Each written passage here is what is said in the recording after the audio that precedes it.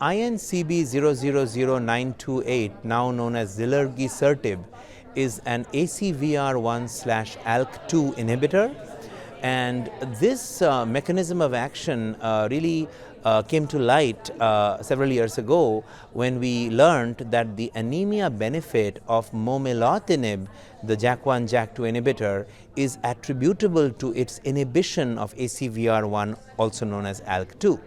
Now, when you do this, when you block ACVR1 or ALK2, you reduce the production of hepcidin from the liver, and doing so makes iron more available for erythropoiesis because less of it is sequestered or trapped in the reticuloendothelial system. So that way you release iron, you make it available for erythropoiesis, and you enhance red blood cell production. So we learned this from momelotinib, like I just said, and then last year we learned that pacritinib, another JAK inhibitor, also shares this mechanism. So coming back to this study, this is from Insight, the small molecule ACVR1/ALK2 inhibitor. It is not a JAK inhibitor.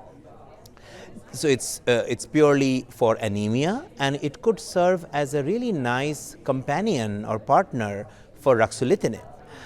The way the study is designed is that there are patients who receive this drug alone. These may be people who have been on ruxolitinib in the past or any JAK inhibitor in the past and are now off because of resistance, intolerance, or maybe people that were not eligible for a JAK inhibitor. So just anemia patients, people with symptomatic anemia or transfusion dependence can receive this drug as a single agent, as can people who are on a stable dose of ruxolitinib and still have symptomatic anemia or are transfusion dependent. So there are two groups, as you can see, of patients. Treatment group A is the monotherapy, 20 patients as of this abstract, as of this presentation, and 16 patients in treatment group B, so 36 patients in all, currently as the study stands.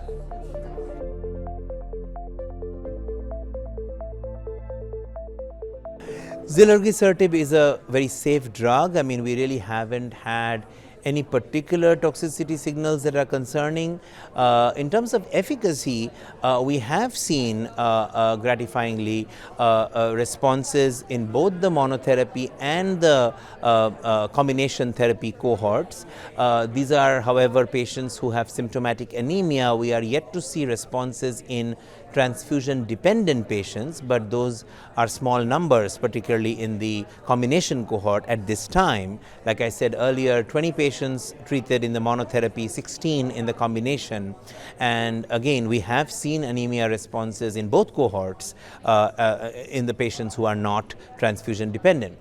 Also, importantly, we've seen pharmacodynamic measures of efficacy in that the hepcidin levels have been demonstrated to go down, and that's proof of principle because that's what we are trying to achieve here by blocking ACVR1 or ALK2, and those levels probably go down best at 400 milligrams on the in the monotherapy setting, and 200 milligrams as far as we have tested at this time in the combination setting.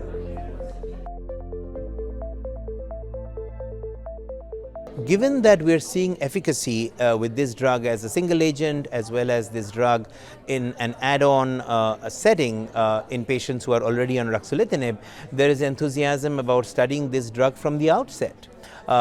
Myelofibrosis patients are often anemic to begin with, at least a third of them are. And so now there's going to be a treatment group C or a third cohort in which the two drugs, ruxolitinib and zilurgisertib, will be started from the get-go. So no add-on, but just treatment-naive patients who are starting on the combination from the beginning. And so that will be exciting because, again, that will be a frontline cohort. So that is the immediate next step. And of course, the current cohorts continue to enroll, and the study is by no means done. So we're continuing to evaluate the treatment groups A and B as well.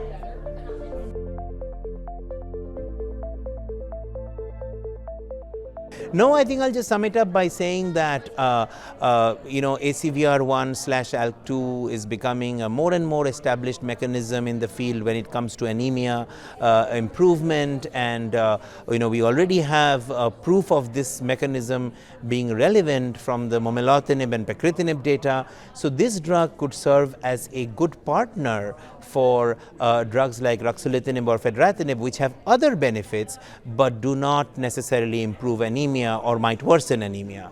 So I think there's where I see the value of this approach.